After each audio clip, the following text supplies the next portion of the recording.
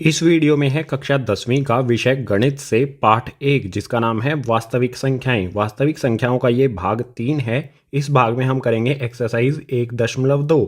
Exercise 1.2 में कुल 7 question हैं। सातों के 7 क्वेश्चंस को इसी वीडियो में सोल्व करेंगे। इसके अलावा पार्ट 1 वास्तविक संख्याओं के जो भी अन्य भाग हैं इन सभी के लिंक आपको मिल जाएंगे नीचे डिस्क्रिप्शन बॉक्स में। स्टार्ट करते हैं एक्सरसाइज 1.2 को अगले पेज से। एक्सरसाइज का सबसे पहला क्वेश्चन, इसमें हमें दिया है निम्नलिखित संख्याओं को अभाज्य गुणनखंडों के रूप में व्यक्त कीजिए। क्वेश्चन नंबर 1 में हमें कुछ संख्याएं दी गई हैं। इन संख्याओं को हमें अभाज्य गुणनखंडों के रूप में लिखना है। तो सबसे पहले में हमें संख्या दी है 140। यहाँ पर मैं लिखूंगा 140, इसके गुणनखंड कर दूंगा। सबसे पहले 2 से करेंगे। 2 के पहाड़े में 14 आता है 7 पर, और जो ये 0 बची हमारी, ये वाली 0 ये एज इट इज़ यहाँ पर आ जाएगी। फिर से 2 से कर सकते हैं। 2 से करेंगे तो 2 के पहाड़े में 7 या फिर 7 के आसपास क्या आता है। 2 के पहाड़े में गाइज 2 तिया 6, यहाँ पर बचेगा 1। 7 में से 6 को घटाएंगे 1 बचेगा, उसके पीछे 0 लगाएंगे तो हो जाएगा 10। 2 के पहाड़े में 10 आता है 5 पर। अब ये संख्या जो हमारी आई है 35, ये 2 के पहाड़े में नहीं आएगी। 3 के पहाड़े में आएगी नहीं। 3 के बाद कौन से पहाड़े से करेंगे? 5 से। 5 के पहाड़े में 35 आता है 7 पर। 5 सते 35।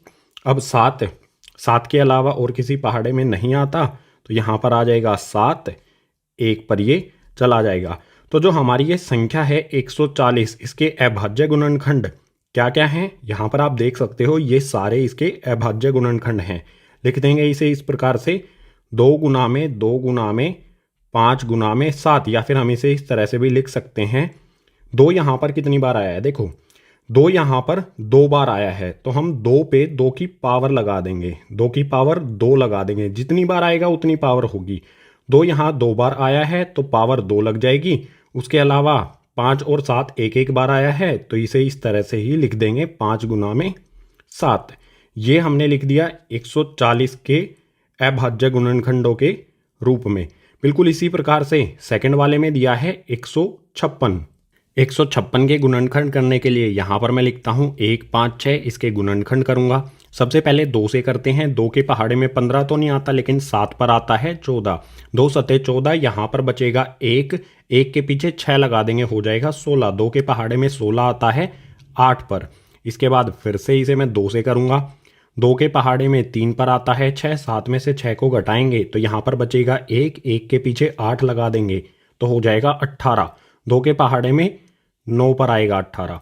अब ये वाली जो हमारी संख्या है 3 9, ये 2 के पहाड़े में तो नहीं आएगी। 3 से कोशिश करते हैं। 3 के पहाड़े में 3 भी आएगा 9 भी आएगा, ये 3 से भाग हो जाएगी। तो यहाँ पर मैं 3 से करता हूँ। 3 एकम 3, उसके बाद 3 तिया 9। आपको पता होना चाहिए कि 13 या तो 1 के पहाड़े में आता है या फिर 13 के ही पहाड़े में आता है। तो यहाँ पर इसे सीधा हम 13 से कर देंगे, आ जाएगा 1।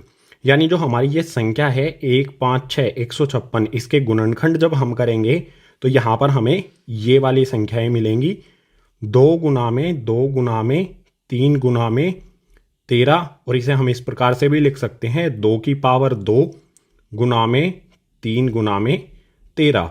अगर आप इनमें से एक भी लिख के आते हैं, ऊपर वाला भी लिख के आते हैं, तो आपका आंसर बिल्कुल सही होगा। इसी प्रकार से थर्ड वाली संख्या पर आ जाते हैं। यहाँ पर हमें दिया है 3825। इसके गुणनखंड करने के लिए यहाँ पर मैं लिखता हूँ 3825। ध्यान से देखो, आखिरी में 5 है, तो क्या ये 2 से भाग हो जाएगा? नहीं होगा। 2 से नहीं करेंगे हम, इसे करेंगे 3 से। कोशिश करते हैं 3 से करने की, क्या 3 से होगा? बिल्कुल हो जाएगा गाइज। यहाँ पर मैं लिखता हूँ 3। 3 के पहाड़े में 3 आता है 1 पर, उसके बाद यहाँ पर है 8। 3 के पहाड़े में 8 से कम आता है 6। 3 दूनी 6, 8 में से 6 को घटाएंगे तो बचेगा यहाँ पर 2। 2 के पीछे 2 लगाएंगे तो हो जाएगा 22। 3 के पहाड़े में 7 पर आता है 21। 22 में से 21 को घटाएंगे तो बचेगा 1। 1 के पीछे 5 लगा देंगे तो हो जाएगा 15। 3 के पहाड़े में 5 पर 3 पंजे हो जाएगा 15। फिर से 3 से हो जाएगा, ये बिल्कुल आसान है। 3 से करेंगे तो 3 चौके 12, उसके बाद 3 दूनी 6, यहाँ पर बचेगा 7 जो है 6 लिया है हमने इसमें से, तो 1 बचा, ये हो जाएगा 15। फिर से यहाँ हो जाएगा 3 पंजे 15। अब ये 425 3 के पहाड़े में नहीं आता तो इसे 5 से करेंगे। 5 से करने पर क्या आएगा, 3 के पहाड़े में 5 के पहाड़े में 42 तो नहीं आता लेकिन 40 आता है। कितने पर, 5 अठे 40, बचेगा यहाँ पर 2। 42 में से 40 को घटाएंगे 2 बचेगा, 2 के पीछे 5 लगा देंगे तो हो जाएगा 25। 5 के पहाड़े में 25 आता है, 5 पर 5 पचे 25, फिर यहाँ पर आ जाएगा 85। इसको भी हम करेंगे 5 से, 5 एकम 5, 8 में से 5 को घटाएंगे तो बचेगा 3, 3 के पीछे 5 लगा देंगे तो हो जाएगा 35। 5 के पहाड़े में 35 आता है 7 पर। हमारी संख्या मिली है हमें 17। 17 या तो 1 के पहाड़े में आएगा या फिर 17 के पहाड़े में आएगा, यानी यहाँ पर 17 को हम 17 से ही करेंगे तो आ जाएगा 1।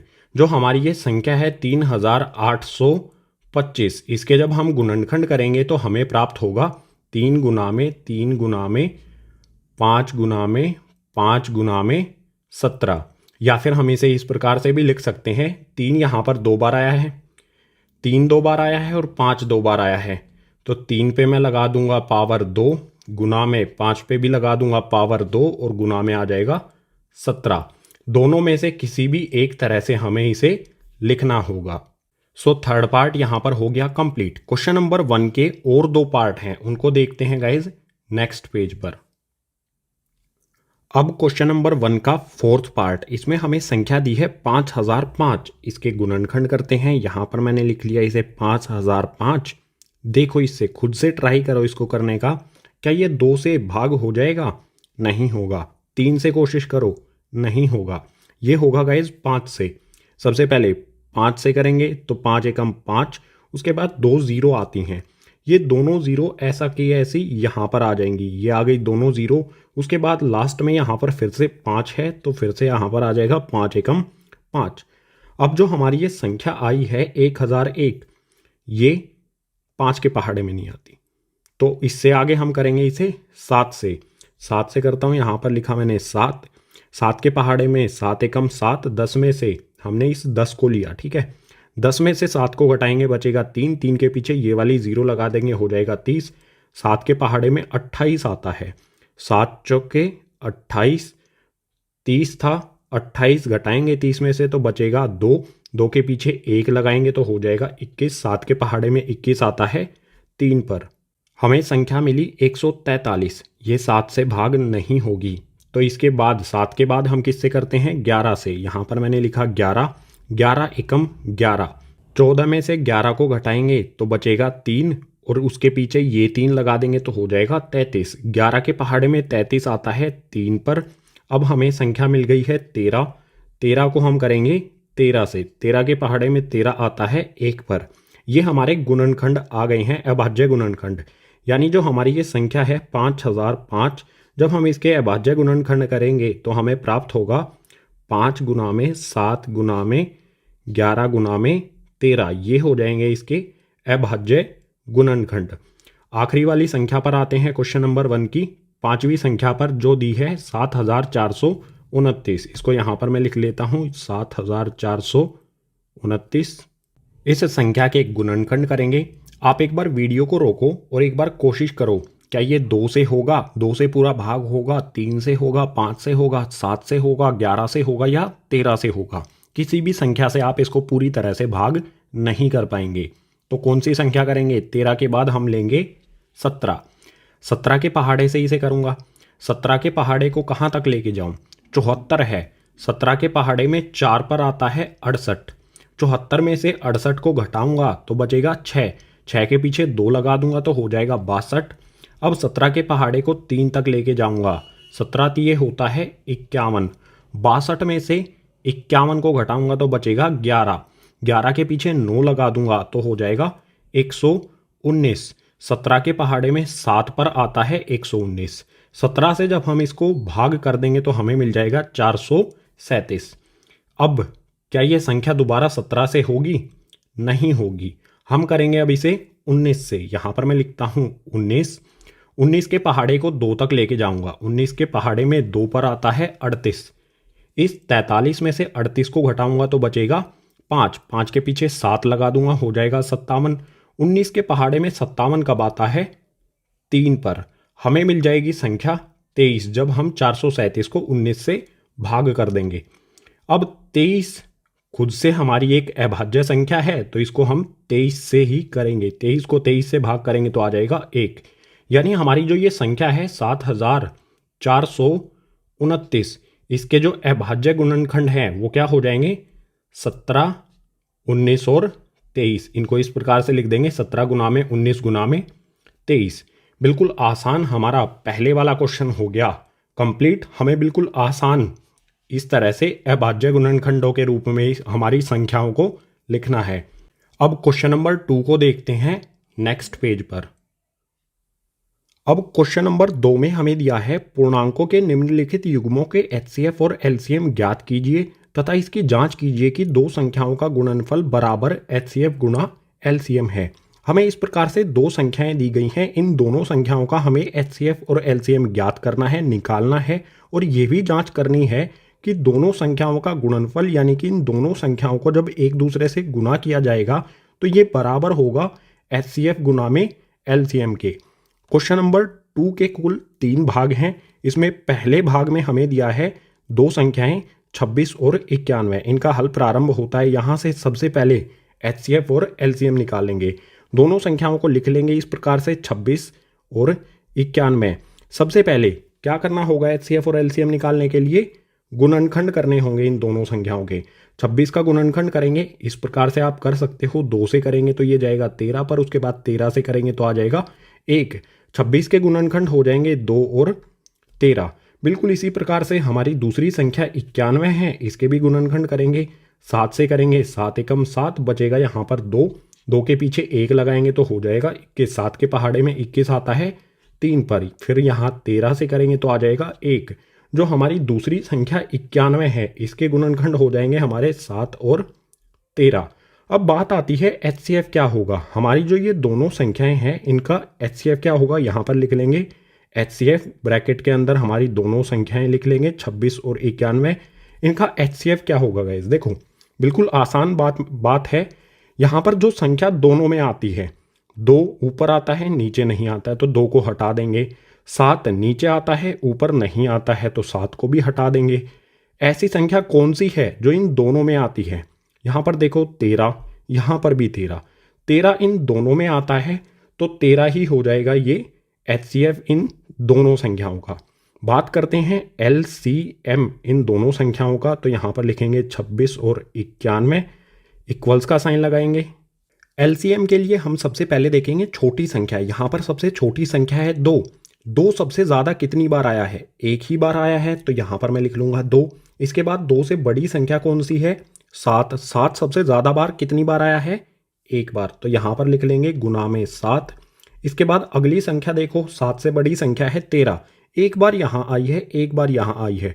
सबसे ज़्यादा कहाँ पर है, ऊपर वाले में भी एक बार है, नीचे वाले में भी एक बार है, दोनों में बराबर है तो किसी का भी लिख लो, या तो ऊपर वाले का 13 लिख लेंगे या फिर नीचे वाले का 13 लिख लेंगे। यानी सबसे ज़्यादा बार जहाँ आएगी वो लिखेंगे। अगर बराबर है तो इन दोनों में से किसी एक को लिख लेंगे।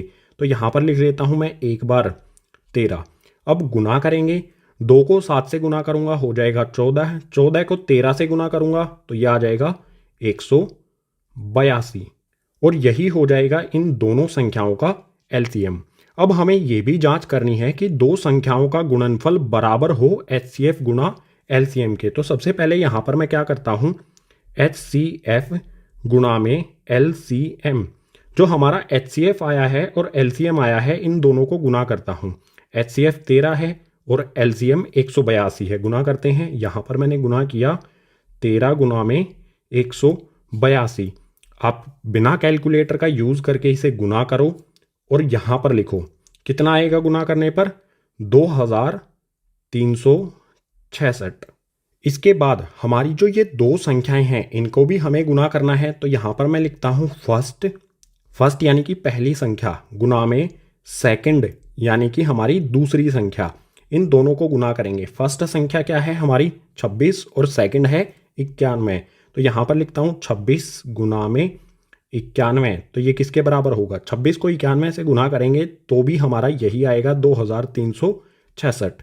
दोनों बराबर आए हैं, एचसीएफ और एलसीएम को गुना करने पर भी यही आया और पहली और दूसरी संख्या को गुना करने पर भी यही आया। तो लास्ट में यहां पर एक लाइन लिख देंगे, इस प्रकार हमारी पहली संख्या यानी कि फर्स्ट नंबर गुना में सेकंड वाली संख्या हमारी जो है 91, जब हम इन दोनों को गुना करते हैं तो हमारा 2366 आता है, जो कि बराबर है HCF गुना में LCM के। HCF और LCM को गुना करने पर भी बिल्कुल हमारा यही आता है। तो हम कह सकते हैं पहली संख्या गुना में दूसरी संख्या बराबर होगा HCF गुना में LCM। अब जो हमारा इसके बाद वाला पार्ट है उसको देखते हैं नेक्स्ट पेज पर, सेकंड वाले पार्ट को। सेकंड वाले पार्ट में हमें दो संख्याएं दी हैं 510 और 92। इनका HCF और LCM निकालते हैं तो हल प्रारंभ होता है यहाँ से। दोनों संख्याओं को लिख लेंगे। हमारी पहली संख्या 510, इसके गुणनखंड इसके सामने लिखेंगे, और जो हमारी दूसरी संख्या 92 है इसके गुणनखंड इसके सामने। यहाँ पर मैं लिखता हूँ 510। इसके गुणनखंड करना बिल्कुल आसान है, आप खुद भी कर सकते हो। मैं 2 से करूँगा, यहाँ पर आएगा 2 दूनी 4, उसके बाद 2 पंजे 10, उसके बाद फिर से 2 पंजे 10। फिर यहाँ पर मैं इसको 3 से करूँगा। 3 से करने पर यहाँ आएगा 3 अठे 24, उसके बाद 1 बचेगा, 1 के पीछे 5 लगाएंगे तो हो जाएगा 15। 3 पंजे हो जाएगा 15। अब मैं करूँगा इसे 5 से, यहाँ पर आ जाएगा 5 एकम 5, बचेगा 3, 3 के पीछे 5 लगाऊंगा तो हो जाएगा 35। अब 5 के पहाड़े में आता है 7 पर, 5 सते 35। 17 खुद हमारी एक अभाज्य संख्या है तो इसको 17 से ही करेंगे, आ जाएगा 1। जो 510 है इसके गुणनखंड हो जाएंगे ये, 510 के सामने लिख देंगे।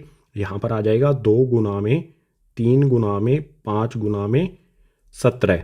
बिल्कुल इसी प्रकार से हमारी दूसरी संख्या जो 92 है इसके भी गुणनखंड करेंगे। यहाँ पर मैं लिख देता हूँ 92। सबसे पहले 2 से करूँगा, 2 चौके हो जाएगा 8, बचेगा 1, 12 बन जाएगा। 12 2 के पहाड़े में आता है 6 पर, फिर 2 से कर लेंगे, 2 दूनी 4, 2 तिया 6, इसके बाद ये जाएगा 23 पर, क्योंकि 23 अपने आप में ही एक अभाज्य संख्या है। 23 के पहाड़े में 23 आता है 1 पर। जो हमारा 92 है इसके अभाज्य गुणनखंड हो जाएंगे 2 गुना में 2 गुना में 23। अब बात करते हैं इन दोनों संख्याओं के HCF और LCM की। तो यहाँ पर मैं लिख लेता हूँ HCF, ब्रैकेट में लिख देता हूँ दोनों संख्याएं हमारी 510 और 92। HCF क्या होगा, देखो इनमें कॉमन क्या है, उभयनिष्ठ क्या है। 17 ऊपर है नीचे नहीं है, 23 नीचे है ऊपर नहीं है, ऊपर 5 है नीचे नहीं है, 3 ऊपर है नीचे नहीं है। ऐसी कौन सी संख्या है जो ऊपर भी आती है और नीचे भी आती है। तो देखो 2 यहाँ पर भी आता है, 2 यहाँ पर भी आता है। उभयनिष्ठ क्या है, गोला लगा दो इस पे, ये उभयनिष्ठ है। दोनों में एक बार 2 आया है तो 2 ही इसका हो जाएगा HCF। ठीक है, जो हमने ये गोला लगाया है इसे हटा देता हूँ, HCF हमने ज्ञात कर लिया है। बात करते हैं LCM की।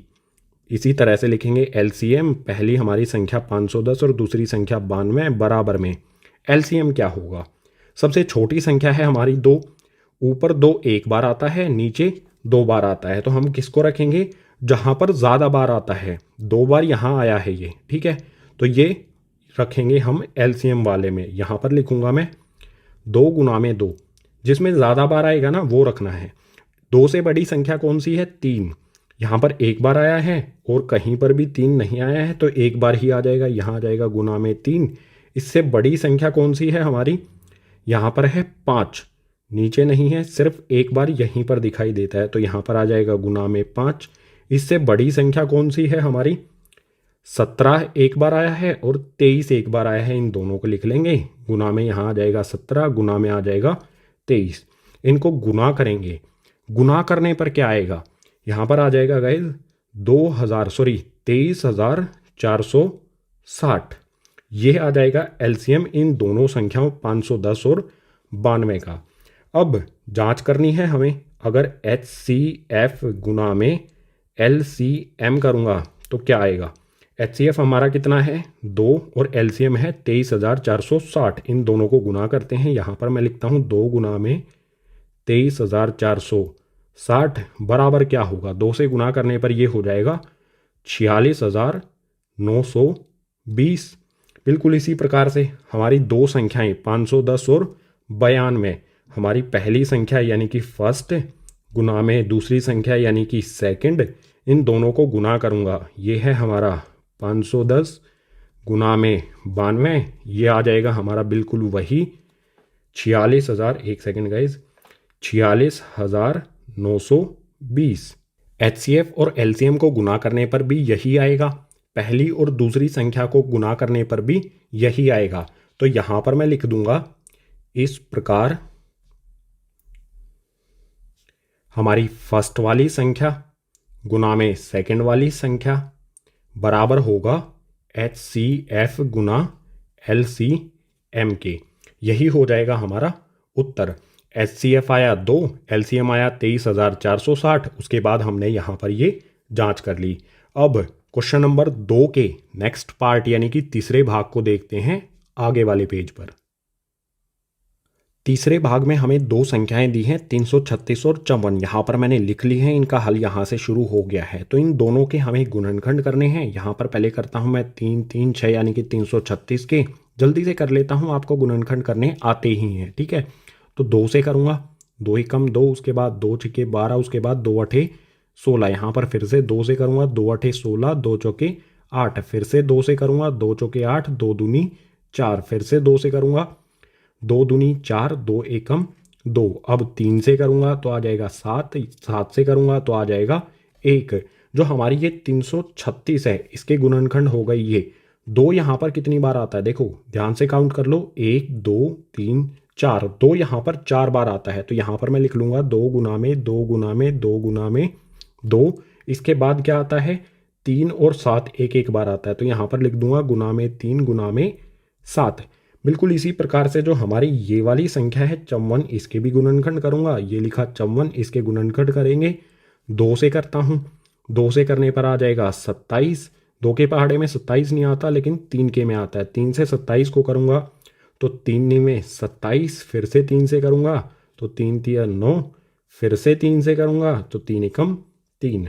जो 54 है, इसके गुणनखंड करने पर हमें मिला क्या, 2 गुना में 3 गुना में 3 गुना में 3।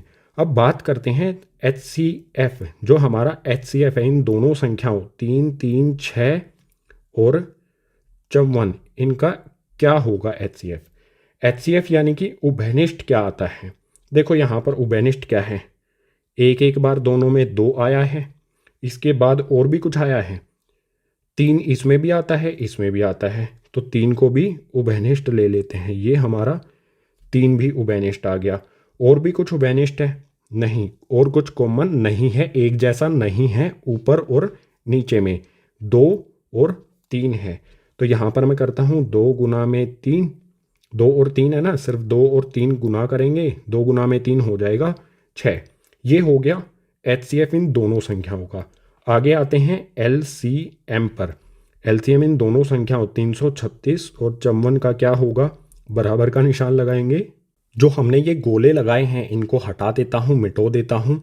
और इसके अलावा जो हमने यहाँ पर ये गुणनखंड किए हैं इनको भी रब कर देता हूँ। अब इनकी ज़रूरत नहीं है, हमें ये करके दिखाने की भी ज़रूरत नहीं होती। अगर आप इस तरह से लिख सकते हैं तो उसकी ज़रूरत हमें नहीं है। LCM पर आते हैं। LCM में सबसे छोटी संख्या देखो, सबसे पहले इनमें क्या है, 2 है। यहाँ पर 2 4 बार आया है, यहाँ पर 1 बार आया है। तो हमें क्या देखना है, जो ज़्यादा बार आया है। यहाँ पर 4 बार आया है तो हमें 4 बार वाले को उठा के सीधा यहाँ रख देंगे। तो मैं लिख देता हूँ 2 गुना में 2 गुना में 2 गुना में 2। 2 से बड़ी संख्या कौन सी है, 3। 3 यहाँ पर 1 बार आया है और नीचे 3 बार आया है। हमें क्या करना है, जिसमें ज़्यादा बार आया है उस पूरे को ही उठा लेना है। तो इस वाले पार्ट को 3 गुना में 3 गुना में 3, इस पूरे को उठा लेना है, यहाँ मल्टीप्लाई कर देना है, गुना कर देना है। तो गुना में 3 गुना में 3 और गुना में 3। 3 से बड़ी संख्या देखो कौन सी है, 3 से बड़ी संख्या 7 है। यहीं पर आया है सिर्फ 1 बार, तो इसे गुना कर देंगे 7। अब इनको गुना करो, 2 गुना 2 गुना 2 गुना 2, मतलब यानी कि इन सभी को गुना कर लो, कैलकुलेटर के बिना कर लेना, ठीक है।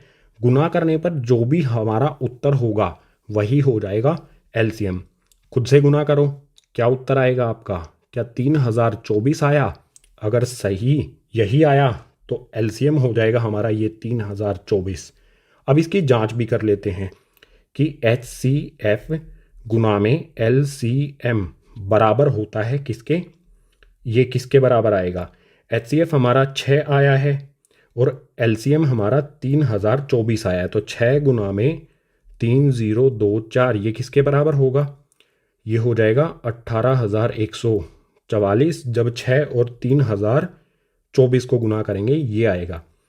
और हमारी जो फर्स्ट वाली संख्या है, पहली संख्या गुना में सेकंड यानी कि दूसरी संख्या, पहली संख्या हमारी क्या है 336 और दूसरी संख्या 54। यहाँ पर लिखता हूँ 336 गुना में 54, ये किसके बराबर होगा, इसका भी हमारा बिल्कुल यही उत्तर आएगा। जब हम इन दोनों को गुना करेंगे तो यहाँ पर फिर से आ जाएगा 18,144। यहाँ पर देखो HCF और LCM को गुना किया तो भी ये आएगा 18,144, पहली और दूसरी संख्या को गुना किया तो भी 18,144। यानी मैं यहाँ पर कह सकता हूँ कि HCF गुना में LCM बराबर होगा हमारी फर्स्ट यानी कि पहली संख्या गुना में सेकंड यानी कि दूसरी संख्या। ये हमें जांच करनी थी। हमने HCF निकाल लिया 6, LCM निकाल लिया 3024 और जांच यहाँ पर हमने कर ली। जब HCF और LCM को गुना करते हैं तो भी यही आता है, फर्स्ट और सेकंड जो हमारी ये टर्म है, हमारी जो संख्याएं हैं, तब गुना करते हैं तो भी हमारा बिल्कुल वही आता है। सो गाइस क्वेश्चन नंबर 2 इसी के साथ हो गया कंप्लीट। अब क्वेश्चन नंबर 3 को देखते हैं नेक्स्ट पेज पर। अब क्वेश्चन नंबर 3 में दिया है अभाज्य गुणनखंड विधि द्वारा निम्नलिखित पूर्णांकों के LCM और HCF ज्ञात कीजिए। जो भी हमें यहाँ पर ये संख्याएं दी गई हैं इनका हमें LCM और HCF निकालना है अभाज्य गुणनखंड विधि का इस्तेमाल करके। सो फर्स्ट पार्ट में यहाँ पर हमें संख्या दी है 12, 15 और 21, 3 संख्याएं हैं। इनका LCM और HCF निकालते हैं। हल शुरू होता है यहाँ से। तीनों संख्याओं को लिख लेंगे इस तरह से, 12 आ गया, 15 लिख लिया और इसके बाद तीसरी संख्या आ गई हमारी 21। तीनों संख्याओं के हमें अभाज्य गुणनखंड करने हैं। सिंपल जैसे गुणनखंड करते हैं वही करना है, ठीक है। यहाँ पर लिख लो, ये हमारी संख्या 12, 2 से करेंगे 6 पे, 2 से करेंगे 3 पे, 3 से करेंगे आ जाएगा 1। 12 के गुणनखंड हो गए 2 गुना में 2 गुना में 3। बिल्कुल इसी तरह से 15 जो हमारी संख्या है इसके भी गुणनखंड करेंगे। 3 से करेंगे 5 पर जाएगा, 5 से करेंगे 1 पर जाएगा। 15 के गुणनखंड हो जाएंगे 3 गुना में 5। बिल्कुल इसी प्रकार से जो हमारी ये संख्या है 21, इसके गुणनखंड भी हो जाएंगे 3 गुना में 7। आप इस तरह से करके देख सकते हैं। 21 के गुणनखंड हो गए 3 से 7 पर, उसके बाद 7 से 1 पर। गुणनखंड करने के बाद HCF क्या होगा, सबसे पहले लिखेंगे यहाँ पर HCF, ब्रैकेट लगा के अपनी तीनों संख्याएं लिख देंगे 12, 15 और हमारी तीसरी संख्या क्या है 21। इन तीनों का HCF क्या होगा, देखो कॉमन क्या है, उभयनिष्ठ क्या है, तीनों में क्या आता है। 2 इसमें आता है, इसमें कहीं पर भी नहीं है, इसमें भी कहीं नहीं है, तो 2 नहीं होगा। इसके बाद 3 देखो, 3 इसमें आता है, इसमें भी आता है और इसमें भी आता है, 3 उभयनिष्ठ है। 3 के अलावा 5 देखो, 5 इसमें है, ऊपर वाले में नहीं है, 7 इसमें है, इन ऊपर वाले दोनों में नहीं है। तो उभयनिष्ठ क्या है उसको गोला कर लो। ये हमारी संख्याएं जो हैं ये उभयनिष्ठ हैं। कौन कौन सी, सभी में 3 3 3 एक एक बार आता है। तो HCF भी इन संख्याओं का हो जाएगा 3। जो उभयनिष्ठ होगा वही HCF होगा। बिल्कुल इसी प्रकार से LCM निकालेंगे। यहाँ पर मैं लिखता हूँ LCM, तीनों संख्याएं लिख लेंगे 12, 15 और हमारी तीसरी वाली संख्या 21। इसका LCM क्या होगा, मैंने आपको बताया था LCM निकालते समय हमें ज़्यादा बार क्या आया है ये देखना होता है। सबसे पहले छोटी संख्या होती है हमारी 2। 2 सबसे ज़्यादा बार किस में आया है, इसमें आया है 2 बार। तो इस पूरे को उठा लो, 2 गुना में 2, इसको उठा के सीधा हम यहाँ पर लिख देंगे। लिख देता हूँ 2 गुना में 2। बिल्कुल इसी तरह से 3 पे आएंगे। 3 एक बार इसमें आया, एक बार इसमें आया, एक बार इसमें आया, सब में एक एक बार आता है।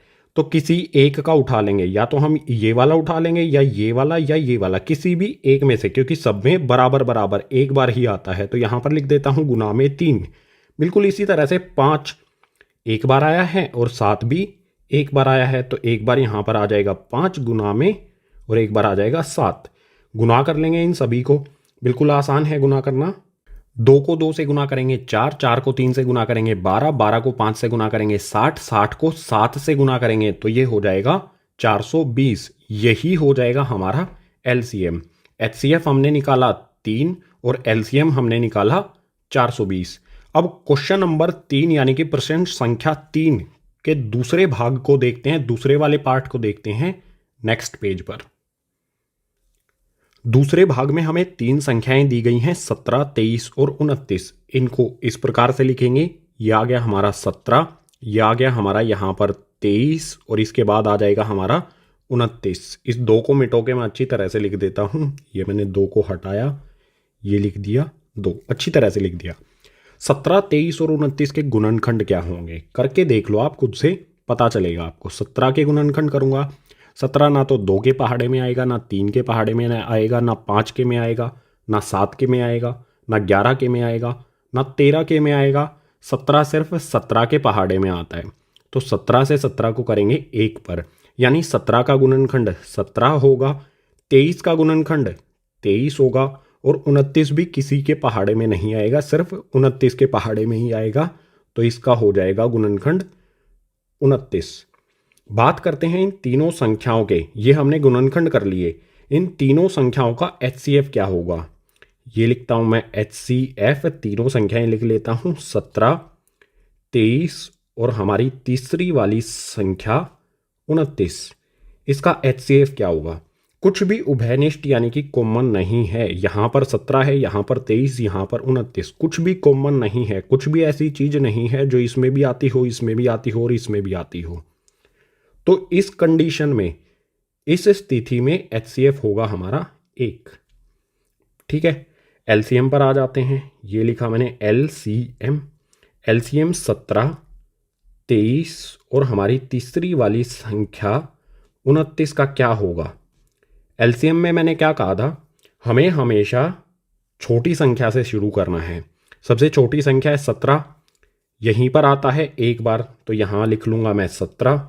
गुना में इससे बड़ी वाली संख्या यहाँ पर है 23, ये भी एक बार यहीं पर आती है, तो इसको लिख देंगे गुना में 23। इसके बाद गुना में 29, क्योंकि 29 भी यहाँ एक ही बार आया है, तो यह आ जाएगा हमारा 29। 17, 23 और 29, इन तीनों को गुना करो। गुना करने पर क्या आएगा? 11,339, 11,339। ये हो गया एचसीएफ, सॉरी एलसीएम, ये हो गया एलसीएम और एचसीएफ हमारा आ गया 1। अब क्वेश्चन नंबर 3 के लास्ट यानी कि थर्ड पार्ट को देखते हैं नेक्स्ट पेज पर। प्रश्न संख्या 3 के तीसरे पार्ट में हमें 3 संख्याएं दी हैं 8, 9 और 25। इन तीनों का एलसीएम और एचसीएफ दोनों निकालते हैं। फटाफट से इनके करते हैं हम गुणनखंड। 8 का गुणनखंड क्या होगा? यहाँ पर मैं लिखता हूँ 8, इसके गुणनखंड करता हूँ 2 से 4 पर, फिर से 2 से करूँगा 2 पर, फिर से 2 से करूँगा तो आ जाएगा 1। 8 के गुणनखंड हो गए 2 गुना में 2 गुना में 2। बिल्कुल इसी तरह से 9 लिखता हूँ, 9 के गुणनखंड क्या होंगे? ये लिखा मैंने 9। आसान है ना गुणनखंड करना, 3 से करेंगे 3 पर, फिर से 3 से करेंगे 1 पर, 9 के गुणनखंड हो जाएंगे 3 गुना में 3। बिल्कुल इसी तरह से आप 25 के गुणनखंड खुद से कर सकते हो। यहाँ पर लिखेंगे 25, 5 से करूँगा 5 पर, फिर से 5 से करूँगा 1 पर, 25 के गुणनखंड हो जाएंगे 5 गुना में 5। बात करते हैं एचसीएफ की। एचसीएफ क्या होगा? वीडियो को रोक के नीचे कमेंट करके बताओ। एचसीएफ यहाँ पर मैं लिखता हूँ 8, दूसरी संख्या 9 और तीसरी संख्या हमारी 25। इन तीनों का एचसीएफ क्या होगा? बताओ गाइज, कमेंट कर दो। यहाँ पर कुछ भी कॉमन नहीं है, कुछ भी उभयनिष्ठ नहीं है। 2 इसमें आता है, इन दोनों में नहीं आता। 3 इसमें आता है, ऊपर वाले और नीचे वाले में नहीं आता। 5 इसमें आता है, ऊपर वाले दोनों में नहीं आता। यानी कुछ भी ऐसा नहीं है जो इन तीनों में आए। तो इस कंडीशन में एचसीएफ होता है 1। आते हैं एलसीएम पर। यहाँ पर लिखा मैंने एलसीएम, सीधा 8, 9 और हमारी तीसरी वाली संख्या 25। इनका एलसीएम कितना होगा? आसान है ना बिल्कुल। सबसे ज़्यादा बार 2 यहाँ पर आता है, तो इस पूरे को उठा लेंगे। सबसे ज़्यादा 3 यहाँ पर आता है तो इस भी पूरे को उठा लेंगे, और सबसे ज़्यादा 5 यहाँ पर आता है, इसको भी उठा लेंगे। इससे पहले इसको हटा देता हूँ मैं। एलसीएम कितना होगा हमारा, यहाँ पर लिखूंगा मैं 2 गुना में 2 गुना में 2। 3 बार तो 2 आया है सबसे ज़्यादा बार यहाँ पर। इसके बाद गुना में आ जाएगा 3 गुना में 3 और गुना में 5 गुना में 5। आसान तरीका बताऊँ आपको, देखो 2 को 5 से गुना करेंगे 10, फिर से 2 से 5 को गुना करेंगे 10, 10 को 10 से गुना करेंगे 100 हो जाएगा। ठीक है, मतलब हमने 2 को 2 से गुना किया 4, 4 पंजे हो गया 20, 20 को 5 से गुना कर दिया 100। आगे वाली 2 संख्याएं और पीछे वाली 2 संख्याएं, इनको गुना करने पर हमारा 100 आ गया। बची हुई ये 3 संख्याएं हैं, इनको गुना कर लो। 2 को 3 से गुना करूंगा 6, 6 को 3 से गुना करूंगा 18, 18 इनको और इनको गुना करने पर 100 आया था। 18 और 100 को गुना करूंगा तो यहाँ आ जाएगा 1800, यानी कि 1800। ये एलसीएम हो जाएगा हमारे इन तीनों संख्याओं का। एलसीएम 1800 और एचसीएफ आ जाएगा 1। क्वेश्चन नंबर 3 हो गया कंप्लीट। क्वेश्चन नंबर 4 को देखते हैं गाइज नेक्स्ट पेज पर। क्वेश्चन नंबर 4, इसे पढ़ते नहीं है, सीधा समझते हैं। यहां पर हमें एचसीएफ दिया गया है 306 और 657 का। एचसीएफ कितना है इन दोनों संख्याओं का, 9। ये हमें दिया है। हमें क्या करना है, एलसीएम ज्ञात करना है इन्हीं दोनों संख्याओं का। इन्हीं दोनों संख्याओं का एलसीएम क्या होगा ये हमें बताना है। तो तरीका क्या होगा, फॉर्मूला मैंने आपको बताया था भाग 1 परिचय में, तो ज़रूर देख लेना अगर आपने भाग 1 परिचय को नहीं देखा है। लिंक आपको नीचे डिस्क्रिप्शन बॉक्स में मिल जाएगा। फॉर्मूला क्या था गाइज, फॉर्मूला अप्लाई करेंगे यहाँ पर एलसीएम गुना में एचसीएफ बराबर में फर्स्ट यानी कि हमारी पहली वाली संख्या गुना में सेकंड यानी कि हमारी दूसरी वाली संख्या। आसान सा ये फॉर्मूला है। इस फॉर्मूले में हम अपनी वैल्यूज़ को रखेंगे और हमारा आंसर आ जाएगा। एलसीएम हमें ज्ञात करना है, तो यहाँ एलसीएम ऐसा का ऐसा गुना में एचसीएफ।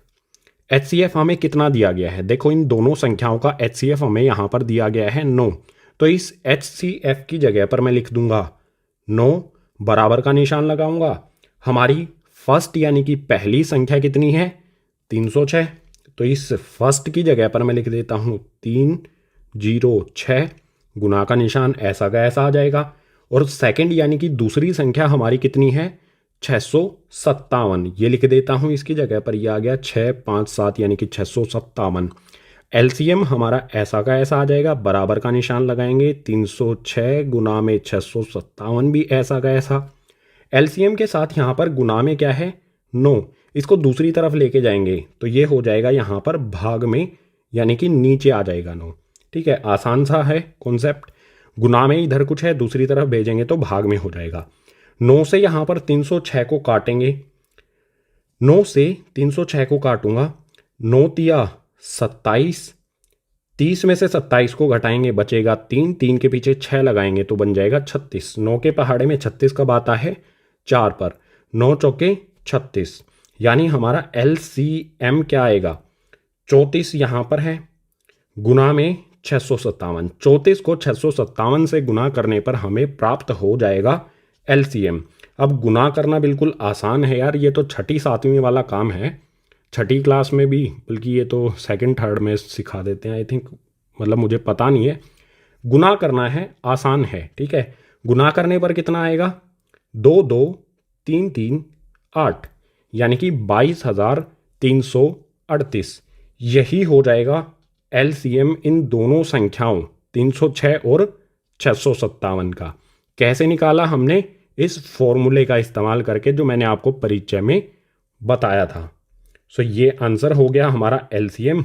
अब क्वेश्चन नंबर 5 को देखते हैं नेक्स्ट पेज पर। क्वेश्चन नंबर 5, इसमें दिया है जांच कीजिए कि क्या किसी प्राकृत संख्या n के लिए संख्या 6n अंक 0 पर समाप्त हो सकती है। हमें जांच करनी है कि ये जो संख्या हमारी है 6n, n का मतलब यहाँ पर प्राकृत संख्या है। प्राकृत संख्या मैंने भाग 1 परिचय में बताया था कौन कौन सी होती हैं, 1 से लेके अनंत तक, 1 2 3 4 5, बिल्कुल इसी तरह से अनंत तक। तो ये हमारी एक संख्या है 6n। ये कभी 0 अंक पर समाप्त होगी, 0 अंक पर समाप्त हो सकती है क्या, ये हमें बताना है। तो हल शुरू होता है यहाँ से। सबसे पहले कोई भी ऐसी संख्या जो 0 अंक पर समाप्त होती है उसके लिए कंडीशन भागिक परिचय में ही मैंने आपको बताई थी। क्या होती है, जो संख्या 0 पर समाप्त होती है उसके अभाज्य गुणनखंड 2 गुना 5 के रूप में होते हैं। कोई भी संख्या जिसका अंक जो 0 अंक पर समाप्त होती है, 0 अंक पर समाप्त होती है, उसमें 2 गुना 5 ये गुणनखंड का जोड़ा होना चाहिए। अगर ये गुणनखंड का जोड़ा नहीं है तो वो कभी भी 0 अंक पर समाप्त नहीं होगी। चेक कर लेते हैं इस संख्या में क्या 2 गुना 5 का जोड़ा कहीं पर भी बनता है। अगर बनता है तो ये संख्या हमारी 0 अंक पर समाप्त होगी। अगर नहीं बनेगा ये जोड़ा तो 0 अंक पर समाप्त नहीं होगी। तो यहाँ पर इस संख्या को लिख लेता हूँ मैं 6 की पावर n। इसके गुणनखंड करते हैं। देखो आसान है, 6 के गुणनखंड कर लो। 6 के गुणनखंड क्या करेंगे, 2 से आएगा, 3 पर 2 तिया 6 होता है, बिल्कुल इसी तरह से 3 से करेंगे 1 पर।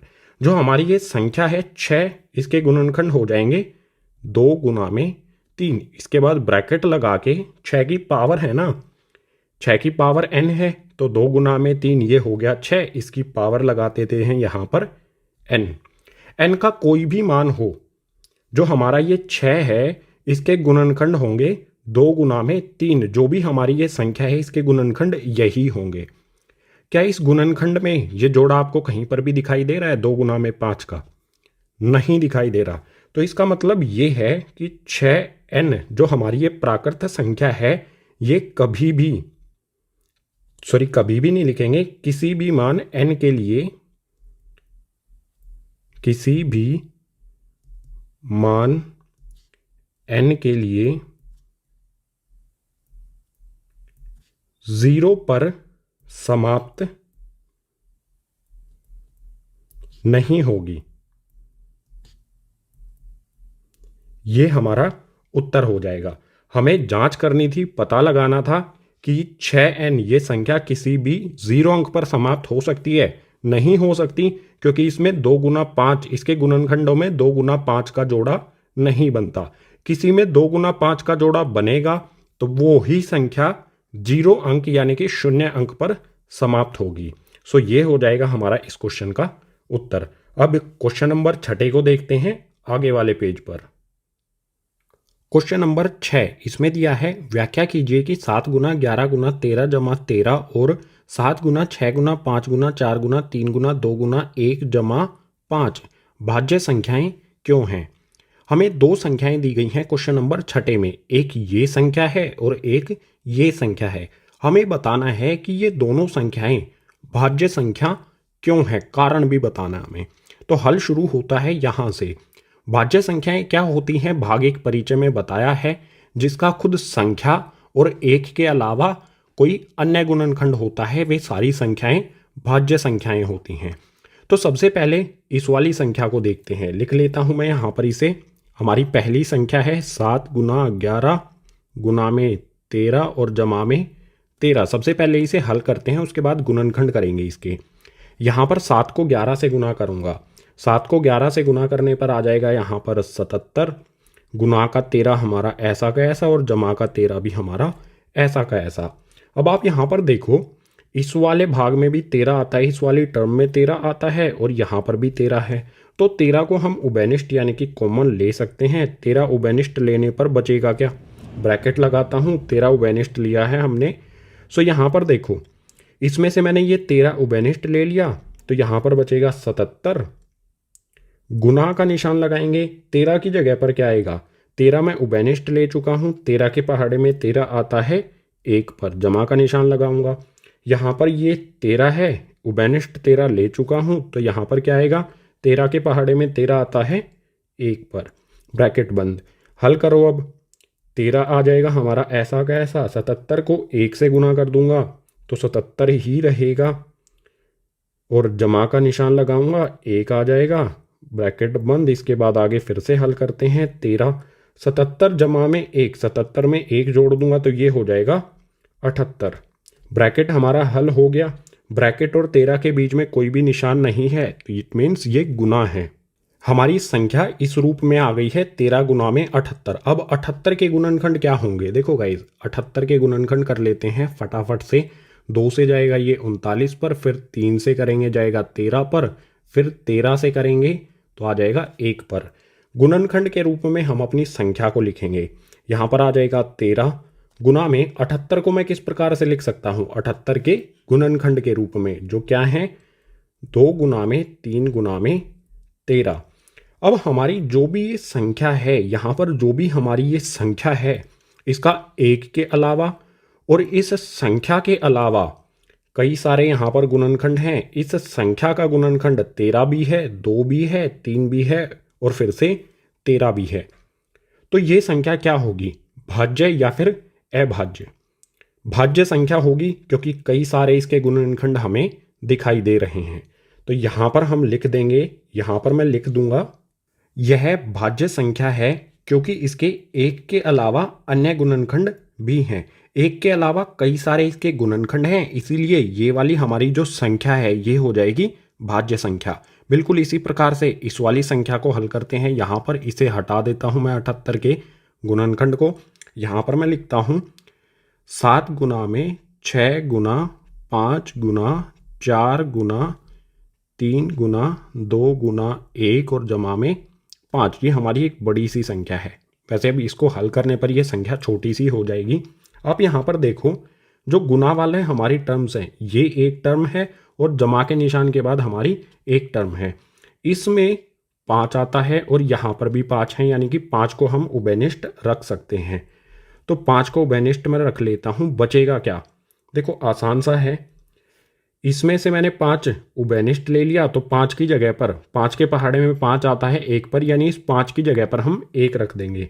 यहाँ पर आ जाएगा हमारा 7 गुना 6 गुना 1, 5 की जगह पर 1 लिखा है मैंने। उसके बाद गुना में 4 गुना में 3 गुना 2 गुना 1, जमा का निशान लगाऊंगा। 5 के पहाड़े में 5 कब आता है? 1 पर। इसको हमने उभयनिष्ठ ले लिया है, तो इस 5 के स्थान पर हम रख देंगे 1, ब्रैकेट कर देंगे बंद। सभी को गुना करो। गुना करने पर क्या आएगा? 7 को 6 से गुना करेंगे, 42, 42 को 1 से गुना करेंगे, फिर 4 से, फिर 3 से, फिर 2 से, फिर 1 से। गुना करने पर क्या आएगा? 5 हमारा ऐसा का ऐसा। इन सभी की गुना कर दूंगा तो यहाँ पर आ जाएगा 1008। सही तरह से गुना करना है, गलती नहीं करनी है। सबको गुना करने पर 1008 आएगा। उसके बाद जमा का 1 हमारा ऐसा का ऐसा, यह आ गया हमारा जमा का 1। अब हमारा यह आ जाएगा 5। ब्रैकेट के अंदर क्या होगा? 1008 में हम 1 जोड़ देंगे। 1008 में 1 जोड़ने पर हो जाएगा 1009। यहाँ पर भी आप देख सकते हो कि जो भी हमारी ये संख्या है, इसका इस संख्या का 1 के पहाड़े के अलावा यहाँ पर 5 और 1009 ये दो गुणनखंड और हैं। तो इसमें भी हम यहाँ पर लिख देंगे यह भाज्य संख्या है, क्योंकि इसके 1 के अलावा अन्य गुणनखंड भी हैं। हमारी दूसरी वाली संख्या ये भी भाज्य संख्या है, क्योंकि 1 के अलावा इसका 5 भी गुणनखंड है और 1009 भी इसी संख्या हमारी इस वाली संख्या का गुणनखंड है। 1 के अलावा और उस संख्या के अलावा अन्य गुणनखंड अगर होंगे तो ऐसी संख्याओं को हम भाज्य संख्या कहते हैं। तो इन दोनों संख्याओं के यहाँ पर 1 के अलावा और इस संख्या के अलावा कई सारे गुणनखंड यहाँ पर भी हैं और यहाँ पर भी हैं। तो ये दोनों संख्याएं हो जाएंगी हमारी भाज्य संख्याएं। अब इस एक्सरसाइज 1.2 का आखिरी क्वेश्चन देखते हैं आगे वाले पेज पर। आखिरी यानी कि क्वेश्चन नंबर 7 इसमें दिया है, किसी खेल के मैदान के चारों ओर एक वृत्ताकार पथ है। इस मैदान का एक चक्कर लगाने में सोनिया को 18 मिनट लगते हैं, जबकि इसी मैदान का एक चक्कर लगाने में रवि को 12 मिनट लगते हैं। मान लीजिए वे दोनों एक ही स्थान और एक ही समय पर चलना प्रारंभ करके एक ही दिशा में चलते हैं। कितने समय बाद वे पुनः प्रारंभिक स्थान पर मिलेंगे? क्वेश्चन थोड़ा सा लंबा है, तो इसे इस आकृति से समझ लेते हैं। एक खेल का मैदान है, उसके चारों ओर एक पथ यानी कि रास्ता है वृत्ताकार यानी गोलाकार। इस गोलाकार वृत्ताकार पथ का एक चक्कर लगाने में सोनिया को 18 मिनट लगते हैं और इसी पथ का चक्कर लगाने में रवि को 12 मिनट लगते हैं। रवि और सोनिया एक ही स्थान से एक ही दिशा में एक ही समय पर, मान लीजिए इस स्थान से दोनों ऊपर की ओर इस दिशा में एक ही समय पर वे निकलते हैं, तो हमें बताना है कि वे इसे प्रारंभिक स्थान कहा गया है, जहां से वे चलना शुरू करते हैं उसी स्थान पर वे कितनी देर बाद एक दूसरे को मिलेंगे, कितनी देर बाद वो एक दूसरे से उनकी मुलाकात होगी इसी प्रारंभिक स्थान पर। तो यहां पर हमें दो संख्याएं दी हैं। देखो, सोनिया को 18 मिनट लगते हैं, रवि को 12 मिनट लगती हैं। 18 और 12 का हम एलसीएम निकाल लेंगे।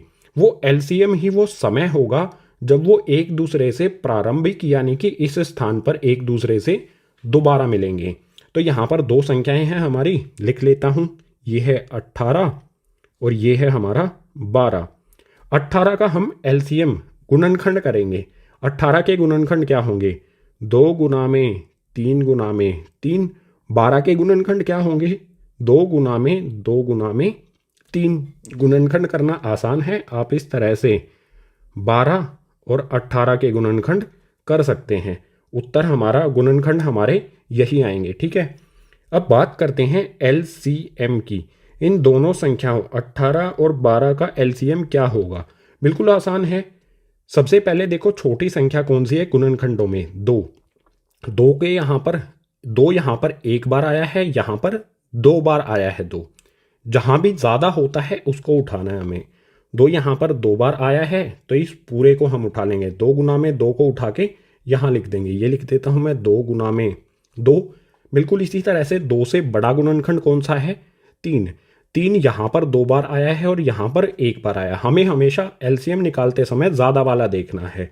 ज़्यादा 3 यहाँ पर आया है, ज़्यादा बार 3 यहाँ पर आया है, तो इस पूरे को उठा के 3 गुना 3 को उठा के हम यहाँ गुना कर देंगे। तो यहाँ लिख दूंगा गुना में 3, फिर से गुना में 3। एलसीएम कितना आएगा? आसान है गुना करना। 2 को 2 से गुना करेंगे तो हो जाएगा 4, 4 को 3 से गुना करेंगे तो हो जाएगा 12, 12 को 3 से गुना करेंगे तो हो जाएगा 36। मिनट भी लिख देंगे। दोनों एक दूसरे से दोबारा जब वे चलना शुरू कर देते हैं उसके बाद वे दोबारा इसी स्थान, प्रारंभिक स्थान पर एक दूसरे से कब मिलते हैं? 36 मिनट बाद। यही हो जाएगा क्वेश्चन नंबर 7 का हमारा उत्तर। इसी क्वेश्चन के साथ भाग 3 यानी कि एक्सरसाइज 1.2 हो जाती है कंप्लीट। उम्मीद करूंगा सभी क्वेश्चन आपको समझ आए होंगे। अगर समझ आए हैं सभी क्वेश्चंस तो ज़्यादा से ज़्यादा इस वीडियो को अपने क्लासमेट्स यानी कि सहपाठियों के साथ शेयर करो, और कोई सुझाव है तो उसे नीचे कमेंट्स में लिख दो। पार्ट 1 के अन्य जो भी भाग हैं इन सभी के लिंक आपको नीचे डिस्क्रिप्शन बॉक्स में दिए गए हैं। सभी भागों को ध्यान से देख लेना।